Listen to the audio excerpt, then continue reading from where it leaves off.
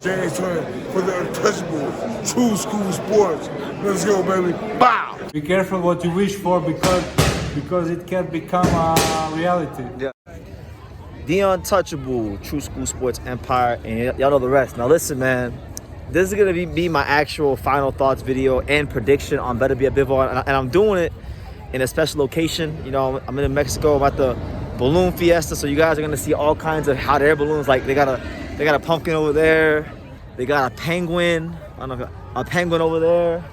So you guys are gonna see all kinds of crazy, cool things in the background. So stay tuned for the background. But as far as Beterbiev Bivol, let's talk about it, because this is the fight that for hardcore boxing fans, it's really like captured our imagination. It's a fight that is very important because the winner of this fight will become the 4th ever undisputed light heavyweight champion of all time, joining Michael Spinks, Bob Foster, and Roy Jones. So that's elite, esteemed company.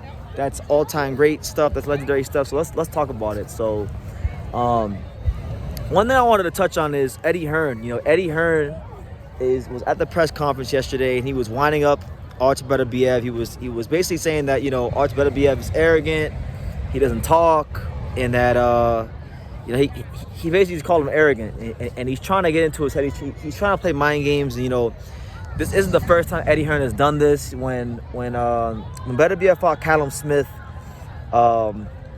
he had kind of alluded to Beterbiev being on steroids, and you know, you saw how that went up for Callum Smith. So these mind games Eddie Hearn likes to play when he's promoting his fighter against the opponents, they don't normally work, because even when he was promoting Canelo against Bivol, he was riding Canelo the whole time, and it didn't work out when Bivol was on the other side. So now he's doing it when Bivol's on his side, and it's still not working. So I actually think that he's giving Beterbiev more motivation. You know, there's certain fighters, there's certain people in life where they don't tolerate disrespect. Beterbiev, for all intents and purposes, he strikes me as a guy that's like kind of like a Khabib, where like he doesn't take disrespect very lightly. So I think that won't bode too well for Bivol, right? So there's that aspect of it.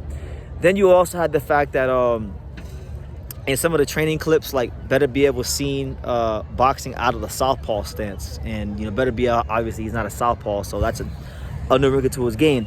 As far as Beterbiev being a southpaw, I'm not sure how I feel about that, because not everybody can be Terrence Crawford and Jerron Ennis and be versatile like that. And truth be told, Beterbiev has knocked out everyone in his path thus far being himself. And I feel like if it ain't broke, don't fix it. So I don't know if he's trying to play some sort of mind game Bivol, or if he's really going to try to be a southpaw. But I don't necessarily like that, you know, that much, because I feel like if he's a southpaw, it'll open him up for the straight right hand, because that's a southpaw killer. And I'd rather him not fight southpaw. So there's that when it comes to him being southpaw. This fight is about as 50-50 as it can get in boxing. You know, I did a poll here on True School Sports, and I put it up days ago. I want to say like 4 or 5 days ago I put it up in the community post. It got like over 3,700 votes. So if you participated in the True School Sports Beterbiev Bivol poll, thank you. I've done those polls numerous times, and really and truthfully, I've never had a situation where, you know, thousands and thousands of people vote on a fight, and the opinion is literally 50-50. So 3,700 people voted, and it's 50-50 down the middle. So that's how you know this is a great fight. That's how you know Beterbiev has a lot of people believing in him, and Bivol has a lot of people believing in him, and rightfully so, because both these guys are great at what they do. Beterbiev is boxing's best finisher. Bivol is boxing's best pure boxer, you know? So I really feel like the margin for error in this fight is a lot slimmer for Bivol than it is Beterbiev. I think Bivol has to fight the perfect fight for 12 rounds. And the thing is, I think he's capable of doing it. I think he has the mental discipline to do that. I think he has the feints, the IQ to do all those things. But like I said, he has to fight the perfect fight. And the thing is, see, the thing that Bivol normally has going for him in most of these fights that he's not going to have going for him in this fight, Beterbiev, is that like a lot of these fighters that he's fought in the past, a lot of these guys haven't really seen the Soviet style at that level, you know? They haven't seen the pendulum step style at that level, you know?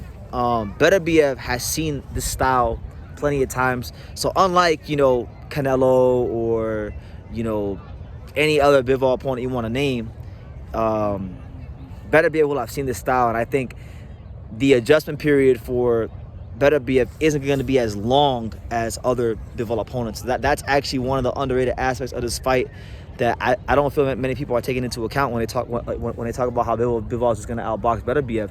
Beterbiev is not going to have it's not going to take that long for him to adjust, and I think it'll be up to Bivol. Once Beterbiev makes that first adjustment, Bivol is going to have to make the second adjustment and then put the onus back on Beterbiev to adjust again, and that's like kind of like the fight within the fight. One thing I really do like from the mental side of this fight, from Bivol's side, is the fact that Bivol really seems to understand the task at hand. You know, like, 'cause in boxing, I think sometimes opponents, they underestimate their opponents, or maybe sometimes they show them too much respect. I feel like Bivol is giving Beterbiev the right amount of respect because he understands that this is the most dangerous opponent he's fought in his career, and he understands that he needs to be as mentally focused as humanly possible.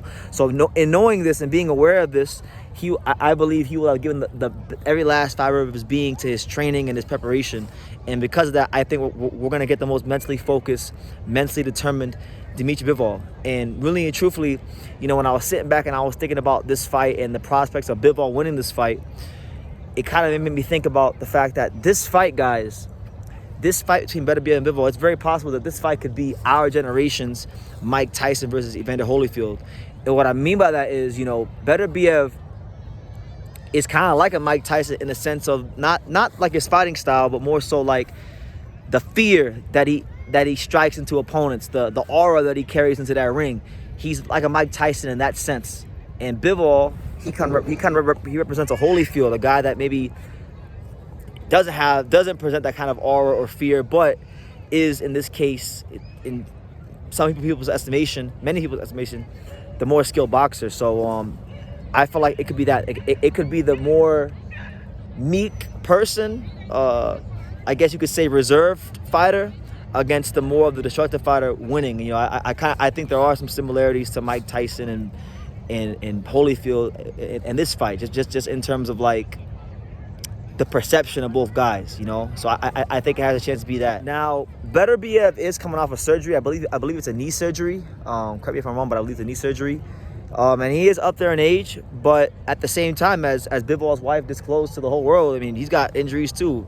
Back vertebrae, sore knees, swelling on his left ear. So, you know, one thing I'll say about these two guys in their condition is even though Beterbiev is the older fighter in age, I truly believe he's the fresher fighter. I think he's the fighter with less miles on the odometer. He has less fights. I think he's physically stronger, so his body can withstand more punishment in tough fights. Not that he's been in a whole bunch of tough fights, but like I think he's just more conditioned. He's a more conditioned fighter, physically speaking. So I think because of that, Beterbiev, and mind you, Beterbiev has had fights canceled a lot too. So I think that's part of it too. I think that plays a role into him being a fresher fighter. And so if you're one of these Bivol fans that's banking on Beterbiev getting old overnight to lose, I think you're gravely mistaken. If Bivol is going to beat Beterbiev, he's just going to actually have to be better than Beterbiev. It's not going to be because of age. It'll be because of Bivol's boxing skills and his IQ and his mental discipline. It won't have anything to do with Beterbiev's age. I'll tell you that right now. The last thing I'll say is this. I think Bivol has a clear advantage in foot speed. I think when it comes to getting on your toes and moving around the ring, he is the faster fighter. That's for sure. Beterbiev can move as well. I don't want to make it sound like Beterbiev's just this cement-footed, one-dimensional plotter, because he's not that. He's very high IQ fighter. A lot of layers to unpack when it comes to Beterbiev and what he brings to the table. But Bivol does have a clear advantage in foot speed and just how he moves around the ring. But where I think Beterbiev has a distinct advantage, and people aren't talking about this, is hand speed.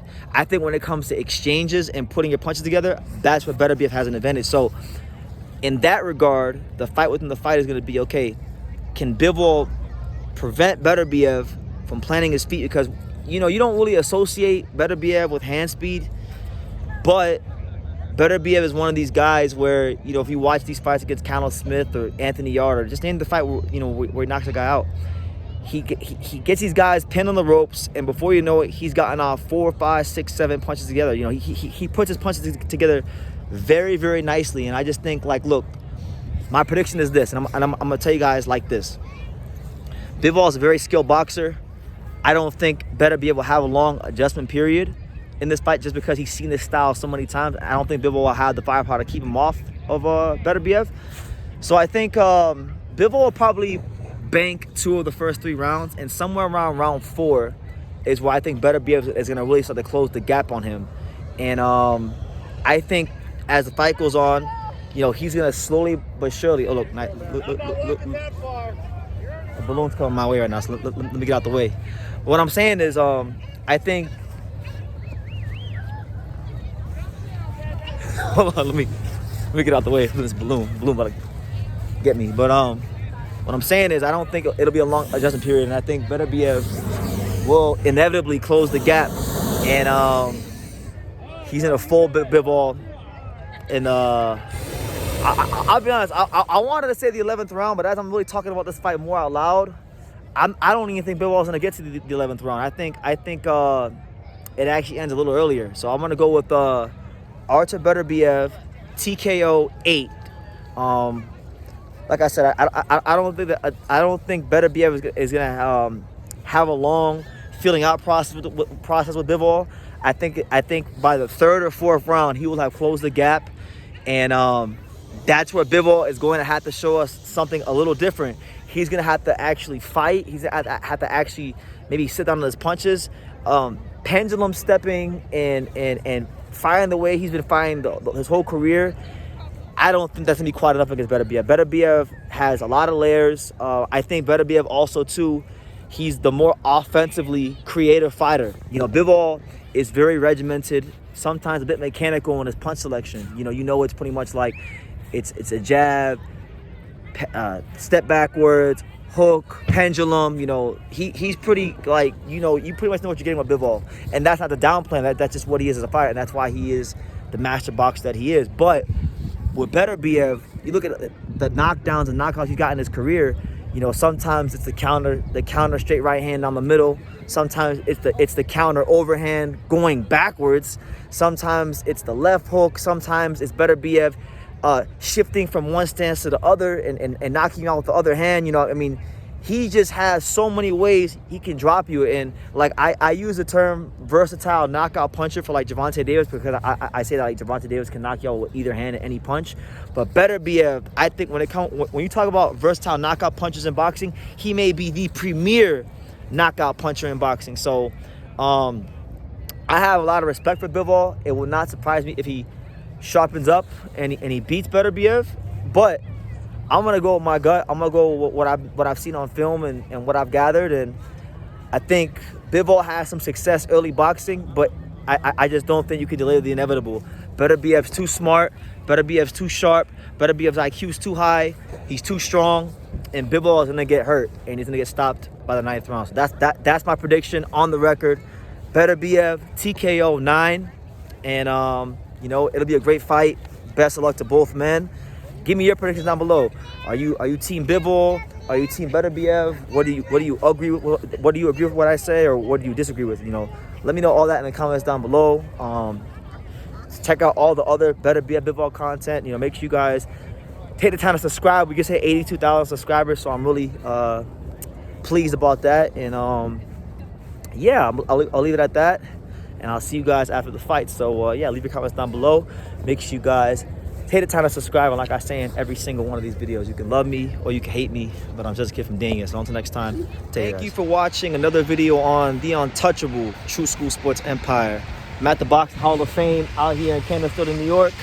And for more great boxing content just like this video, make sure you click and subscribe right over here.